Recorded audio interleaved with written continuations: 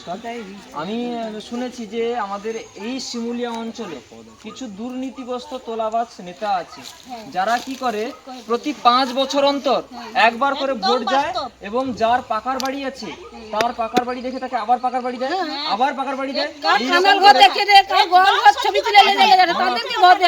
বলুন এটা কি সত্যি?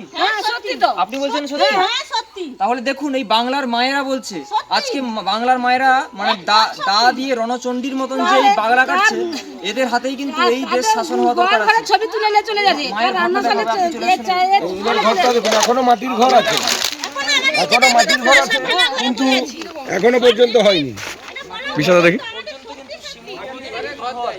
এই ঘর কিন্তু যখন বন্যা আসে, আমাদের দেখো সেদিকে হাট ধরে আছে, বাচ্চা কাচ্চার 6টা টোটাল এখনো বন্যার জলের দাগ আছে, এখনো জলের দাগ আছে, প্রায় এতটা পর্যন্ত জল চলে আসে। এখনো এই বন্যার জলের দাগ আছে, এই বন্যার জলের দাগ আছে, এই দাগ পড়ে আছে, এতটা পর্যন্ত জল উঠে যায়। কিন্তু এই জল উঠে যাওয়া সত্ত্বেও কিন্তু এই মায়েদের দেখুন, এরা কত কষ্ট করে একটা মুরগি প্রতিপালন করে। এদের যে টয়লেটের কি অবস্থা দেখুন, এই টয়লেট নেই, আজকে টয়লেট নেই, এদের যে দুরবস্থা।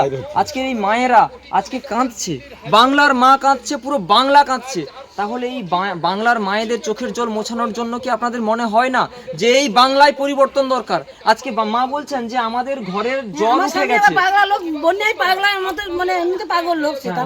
আমার বিয়ের থেকে মানে আগে থেকেই পাগল ছিল। এই যে মানে তাহলে সে বন্যা দেখেই আরো তার মাথায় আরো বেশি হয়েছে। সে পাগলের মতো তার দিকে ছুটে বলে মানে লোকের ঘরে ছাদে গিয়া পেপার গোড়া করে বাচ্চা কাচ্চা নিয়ে বসে আছি, 3টে বাচ্চা। আপনার 3টে বাচ্চা? তাহলে দেখুন 3জন সন্তানকে নিয়ে কিন্তু মা অসহায়। সেই 3জন সন্তান সঙ্গে একজন স্বামী হচ্ছেন মাথায় মানে অসুবিধা, তিনি মানসিকভাবে মানে ভারসাম্যগ্রস্ত। তারপর আমার একটা মেয়ে থ্যালাসেমিয়া পেশেন্ট, তাকে লিয়া মানে মেয়ে থ্যালাসেমিয়া পেশেন্ট। মানে বন্যায় আমাদের এত এক গোলা। আপনি যে মেয়েটা মারা গেছে, ছোট ক্লিপ, 16 বছর বয়সে মারা গেছে। মানে এত সমস্যা, এই সমস্যা কি কেউ কোনোদিন কোনো সরকার শুনতে এসেছে? না, কোনোদিনের জন্য কোনোদিনই জন্য শুনলেনি। তাই মা, আমি বলবো আপনার চরণে শত কোটি প্রণাম। আপনারা মা না, আপনারা মা দুর্গা। এই মা দুর্গা হয়ে আপনাদের কিন্তু এই ভোটে আমাদের এই থ্যালাসেমিয়া পেশেন্টের জন্য আমি কত লোকের কাছে বলছি তোমরা আমাদের কি কিছু করার নেই, আমরা বলতে পারবো না। মা, আমি আপনাকে এই পতাকা তুলে দিলাম, ঠিক আছে? এই পতাকা আপনি রাখুন, এবং এখানে হচ্ছে ভারতের জাতীয় পদ্ম ফুলের চিহ্ন আছে।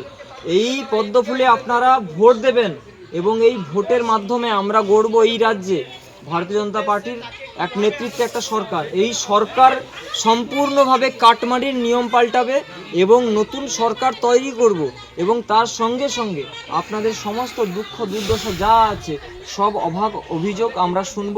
তার সঙ্গে আপনাদের যদি কোনো সমস্যা হয়, আমাদের এখানে জনপ্রতিনিধি আছেন, মানে এখানে এই যে মানে আমাদের কার্যকর্তারা আছেন ভারতীয় জনতা পার্টি, এরা কিন্তু আপনাদের সমস্ত কথা শুনবে, আমি কথা দিচ্ছি। এবং আমি এই দায়িত্ব নিয়ে বলছি, আমাদের বর্তমানে এখনই প্রার্থী ঘোষণা হলো শান্তনু প্রামাণিক, তাকে আপনারা পদ্মফুল চিহ্নে ভোট দিয়ে জয়যুক্ত করুন এবং দিদিকে এই রাজ্যের চেয়ার থেকে একদম দূরে সরিয়ে দিন।